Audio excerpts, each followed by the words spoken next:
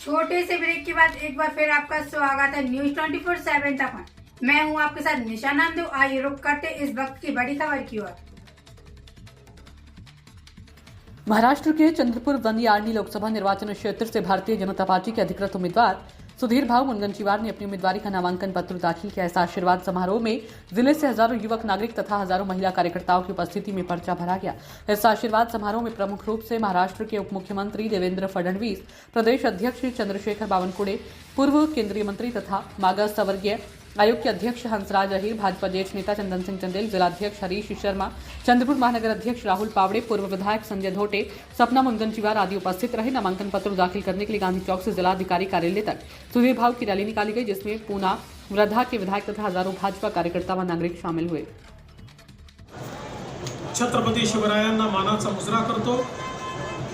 भारतीय राज्य घटनेचे शिल्पकार भारतरत्न डॉक्टर बाबासाहेब आंबेडकर यांना मानवंदना अर्पित करतो। आई महाकालीच्या चरणी नतमस्तक होतो।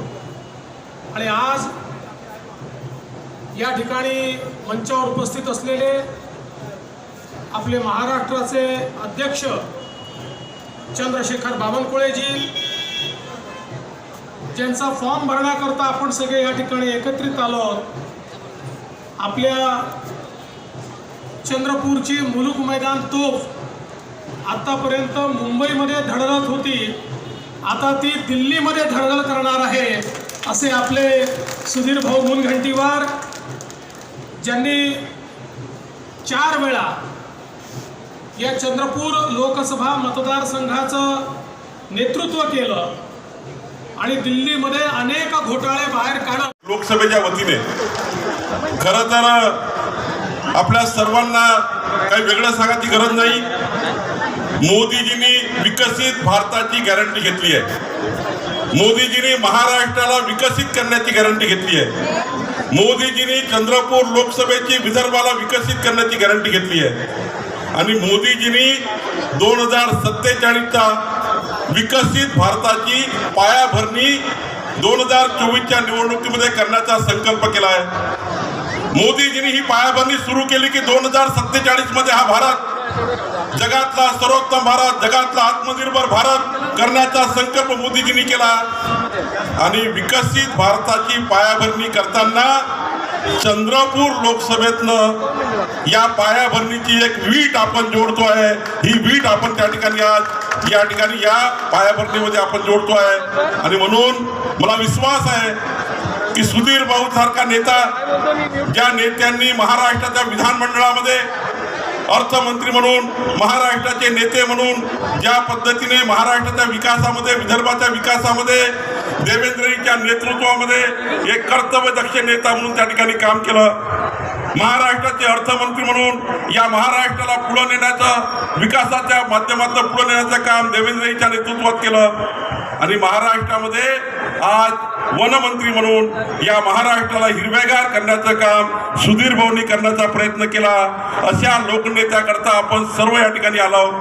आपल्याला माहिती आहे, खरं तर चंद्रपूरच्या लोकसभेचा विकास करायचा असेल तर आपल्या समोर चित्र स्पष्ट आहे। एकीकडे सुधीर भाऊ सारखा अत्यंत विकासाला पुढे नेणारा, ज्यांना अर्थतज्ञ कळतं, अर्थशास्त्र कळतं, त्यांना महाराष्ट्राची नाळ कळतं।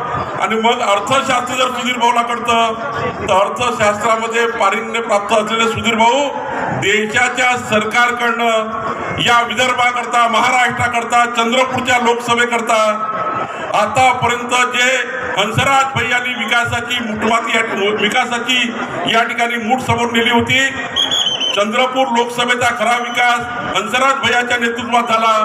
आणि हा विकास 10 पट समोर न्यायचा असेल तर या चंद्रपूरमध्ये एकमेव नेते या लोकसभेमध्ये आपल्याला दिसतील, ज्याचं नाव सुधीर भाऊ आहे। आणि त्यामुळे आपल्या सर्वांना सुधीर भाऊला या महाराष्ट्रामध्ये मी तर तुम्हाला विनंती करेल, आतापर्यंत चंद्रपूरच्या इतिहासामध्ये, चंद्रपूरच्या लोकसभेच्या इतिहासामध्ये जेवढे मत कुठल्याही खासदाराला मिळाले नाही तेवढे मत चंद्रपूर लोकसभेत सुधीर भाऊला मिळतील, इतकी शाश्वती मला या वरच्या आणि खालच्या व्यासपीठाच्या माध्यमातून आहे। वरच्या व्यासपीठावर आमदार तुम्ही समोर बसलेले सहपदाधिकारी मागच्या 18 महिन्यापासून आपण विचार करतो आहे की जेव्हा निवडणूक येईल आणि मोदीजींच्या विकासाला साथ देण्याची गरज पडेल तर मोदीजींच्या विकसित भारताकरता आपण सुधीर भाऊच्या माध्यमातून खऱ्या अर्थाने एवढ्या बटनात आपल्या पाहिजे, एवढ्या लोकांना त्या ठिकाणी या महायज्ञामध्ये सामील करण्याकरता आणलं पाहिजे जेणेकरून आगे बढ़ो, सुधीर भाऊ आगे बढ़ो, भारत माता की, नरेंद्र जी मोदी आप आगे बढ़ो, भारत माता की, वंदे।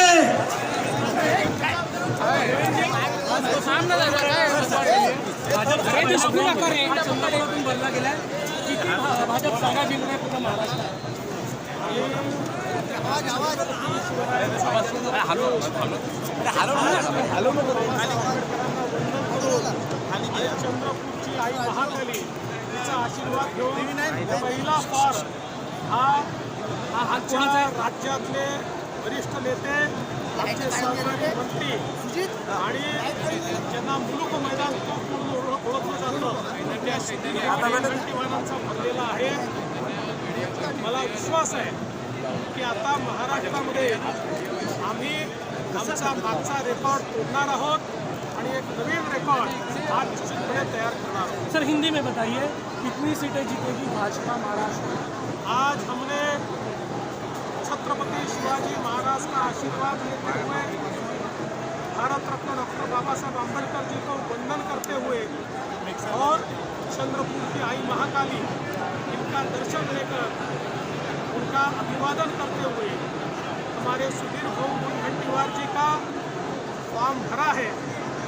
ये आज आगाज हुआ है, अंजाम भी अच्छा होगा और हमारे पुराने सारे रिकॉर्ड महाराष्ट्र में हम तोड़ेंगे।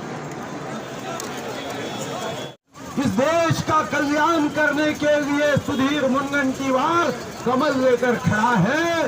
हे यीशु प्रभु, सुधीर मुनगंटीवार पे तू अमीन कहते हुए आशीर्वाद दे।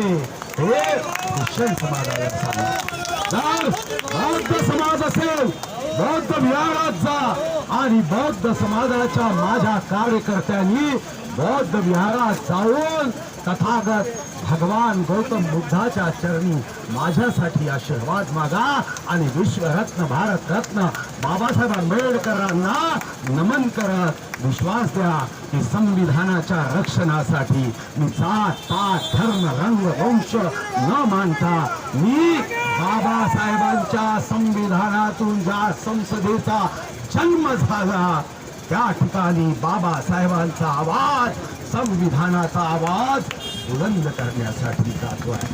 आणि जे माझे हिंदू बांधव असेल त्यांनी आपापल्या देवापाशी प्रार्थना करा की देवा ही लढाई सुधीर मुनगंटीवार, भाजप शिवसेना राष्ट्रवादी RPI युतीची नाही, ही लढाई गोरगरिबांची आहे आणि देवा तू या गोरगरिबांच्या कल्याणासाठी सुधीर मुनगंटीवार तर प्रतीक आहे, माध्यम आहे, साधन आहे।